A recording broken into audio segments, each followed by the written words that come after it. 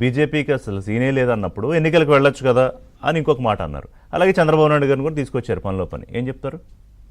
ఇప్పుడు ఎలక్షన్ అంటే ఆషామాషి కాదు కదా. ఊకే మన ఇష్టానుసారంగా మన అవసరాల కోసం ఎన్నికలు రావు కదా. దానికి ఒక పీరియడ్ ఉంటది, దానికి ఒక సడన్ షెడ్యూల్ ఉంటది. దాని ప్రకారంగా ఎలక్షన్లు జరుగుతాయి. వీళ్ళకి నిజంగా ఇంత చిత్తశుద్ధి ఉంటే దేశంలో మేము తెచ్చినటువంటి పార్టీ ఫిరాయింపుల చట్టం ఉంది. చట్టబద్ధతగా ఉన్నటువంటి చట్టాన్ని అమలు చేయండి. వాళ్ళు ఎవరైతే పార్టీ ఫిరాయిస్తారో ఆటోమేటిక్ గా వాళ్ళ సభ్యత్వం రద్దు అయిపోతుందని. ఇప్పుడు అవును రాష్ట్ర బీఆర్ఎస్ కాదు కదా చేసేది. ఇప్పుడు నాగేందర్ గారికి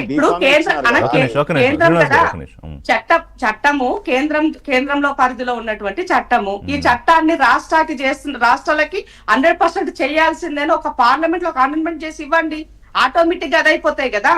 అది చేయశాత కదా, ఎందుకంటే వాళ్ళే కదా ఇదంటికి ఆజ్యం పోస్తుంది. దేశవ్యాప్తంగా 8 రాష్ట్రాలలో అధికారాలు ఎట్లా ఊళ్ళదోస్తారో అందరికి తెలిసిన విషయమే. వాషింగ్ పౌడర్ నిర్మా స్కీమ్ ఎట్లా జాయిన్ అవుతారో అందరికి తెలిసిన విషయమే. సో ఇట్లా మన గొంగట్లో కూర్చొని తింటూ ఎంటుకలు వస్తున్నట్టు ఉంది మనం చెప్పే ముచ్చట. కాబట్టి అవన్నీ బంద్ చేసి ప్రజాక్షేత్రంలో ప్రజలకు వదిలేయండి. ప్రజలే డిసైడ్ చేస్తారు ఎవరు ఎట్లా. అంటే ఒక బీఫామ్ లో గెలిచి ఇంకో బీఫామ్ పైన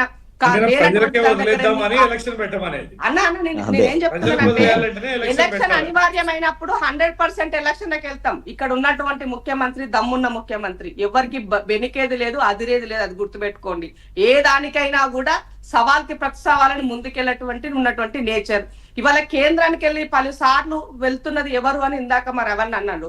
సో ఒక ముఖ్యమంత్రిగా ప్రధానమంత్రి తోటి మాట్లాడాల్సిన అవసరం ఉంటది. సంక్షేమ పథకాలకు సంబంధించినటువంటి డెవలప్మెంట్ యాంగిల్లో కలవాల్సిన అవసరం ఉంటది.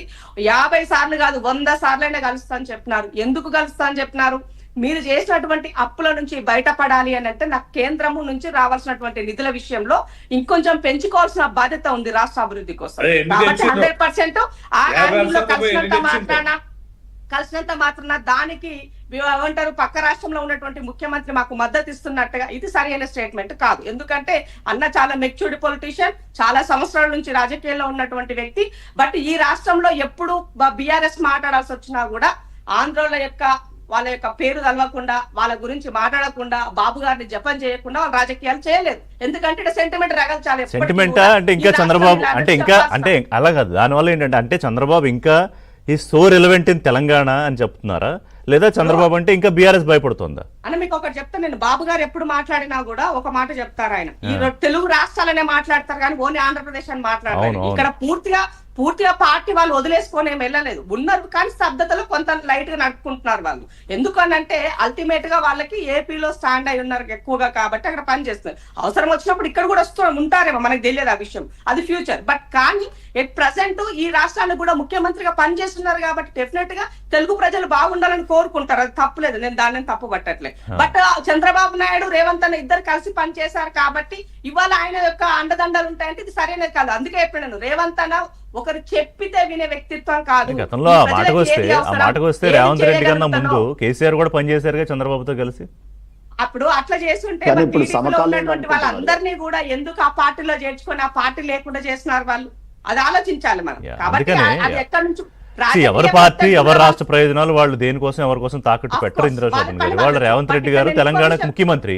ఆయన ఎందుకు చంద్రబాబు నాయుడు చెప్పినట్టు వింటాడు? ఆయన ఎందుకు చంద్రబాబు నాయుడు డైరెక్షన్ లో పనిచేస్తాడు?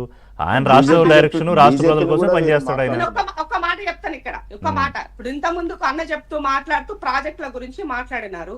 సో ఇవాళ బంకచర్ల విషయానికి తీసుకొచ్చినారు. బంకచర్ల అనే విషయానికన్నా ముందు మనం మాట్లాడితే పోతిరెడ్డి హెడ్ రెగ్యులేటర్ పెంచినప్పుడు మనం ఎందుకు సైలెంట్ ఉన్నాము? ఎందుకు పెద్ద పార్టీ ఫిరాయింపుల పైన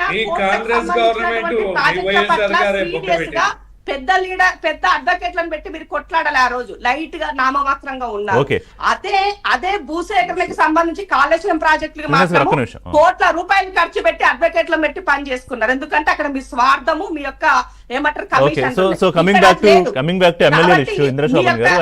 సమాజానికి తెలుసు మీరు ఏం చేస్తున్నారు. ఇప్పుడు నాకు ఒకటి చెప్పండి, నాకు కాంగ్రెస్ పార్టీ ఎత్తుగా నాకు నిజంగానే అర్థం కాలేదు. ప్రభుత్వం అంటే బహుశా మీరు అన్ని బయటకు చెప్పాలని లేదు కానీ ఒకటి కత్తి వేలాడుతోంది. ఈ నెలాఖరు వరకు ఏదో ఒక నిర్ణయం స్పీకర్ గారు తీసుకోవాలి. అది